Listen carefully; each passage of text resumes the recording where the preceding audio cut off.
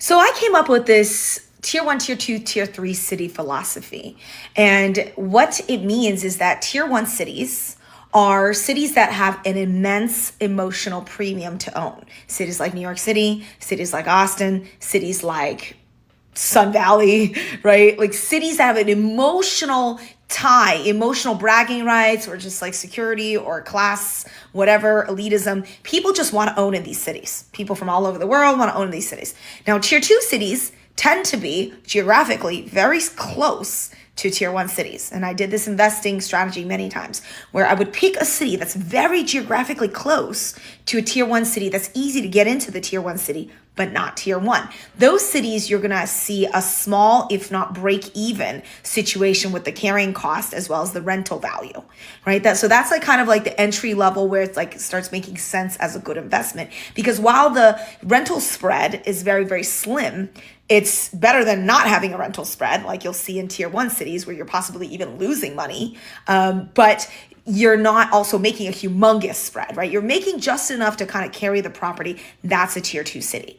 Tier three cities are cities where there's like no real demand. Like nobody wants to buy these houses. They're usually dilapidated. The area is relatively destitute. People locally cannot afford to buy the homes. Like these are areas that people have no interest buying real estate in. I'm a humongous fan of tier three cities. So tier two cities, here is the challenge. Tier two cities, because they're so close to tier one cities, and all the people being displaced from tier one cities are headed into tier two cities.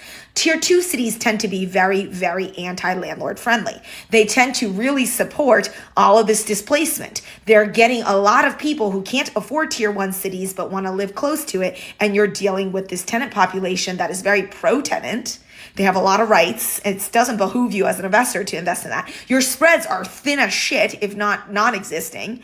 Not to mention, at the end of the day, these cities are anti-short-term rentals. If you as an investor do not have the power of short-term rentals on your side, then this is a very bad investment because you can't increase your spread. Not only can you not increase your spread, you're literally waiting and praying for the one day that there's going to be appreciation. Now that may or may not happen because tier one cities are losing value. Tier one cities are going to lose the most amount of value. So if someone can really afford a tier one city, they'll buy in tier one cities, which leaves appreciation to tier two cities relatively low today because a lot of tier two cities have already experienced high appreciation. So the appreciation gains that you're hoping to have in tier two cities, they're not really that prevalent. So I'm not a fan of tier two cities anymore. I myself have got out of tier two cities quite a long time ago. Now I exclusively invest in tier three cities.